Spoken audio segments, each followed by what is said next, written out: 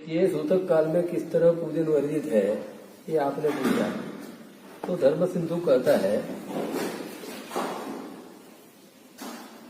तत्र मृताशौच वताम अस्पृश्यत्वम कर्मानधिकारश्च। मरणाशौच जिनको आया है वे अस्पृश्य होते हैं और उनको कर्म का अधिकार नहीं होता, यही है। दूसरा प्रश्न, मृतक से संबंध न रखने या तोड़ लेने के बावजूद क्या व्यक्ति सूतक से बच सकता है? तो नहीं बच सकता। कारण क्या है? कूटस्थमारभ्य सप्तम पुरुष पर्यंतास्त पिंडाः ततः सप्त समानोदकाः ततः सप्त एकविंशति पर्यंताः सगोत्राः तत्र सपिंडानां दशाहमित्युक्तम्। अयम सपिंड सोदकाद्याशोच विभागः जनने मरणे च समानः।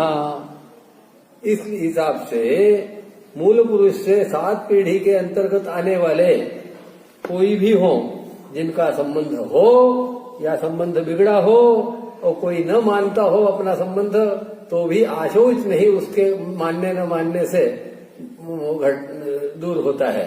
आशोच रहता ही है, उसमें कर्माधिकार नहीं बनता, उसमें पूजनाधिक नहीं करना चाहिए, करवाना चाहिए। गया अगर गलती हो गई हो तो उसकी शुद्धि कैसे होगी? तो ये देवापराध है। शब्द कल्पद्रुम कोश के अंतर्गत प्रथम भाग में अपराध शब्द के विवरण में उच्छिष्टेवा अथवा आशौचे भगवत दर्शनादिकम, ये अपराध में आशौचे भगवत दर्शनादिकम, दर्शन से लेकर करके सेवन तक पूजन तक का कार्य अपराध में ही आएगा।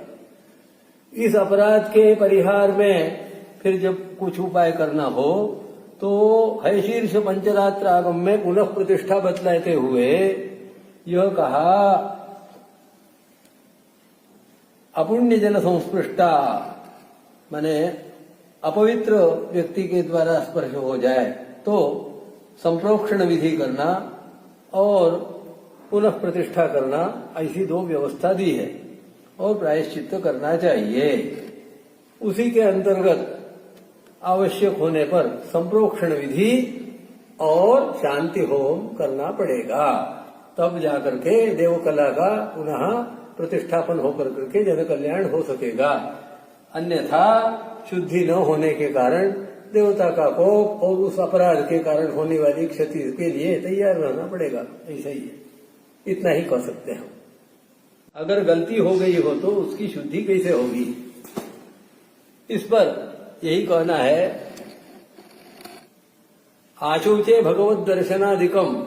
जब आशौच में भगवान का दर्शन से लेकर पूजनादिक को मना किया है, सेवा भगवत सेवा का कार्य, तो वो अपराध है। अपराध के अंतर्गत है शीर्ष पंचरात्रागम में यह भी कहा शवशूत की संस्पृशे पुण्याहम वाचयित्वा च ब्राह्मणे रूपचारे संप्रोक्षण विधाने तो नकाल नियमस्तथा। इस हिसाब से संप्रोक्षण विधि करना पड़ेगा, शांति होम करना पड़ेगा, पुण्याह वाचन करना पड़ेगा, ब्राह्मणों के द्वारा ये संभव है। और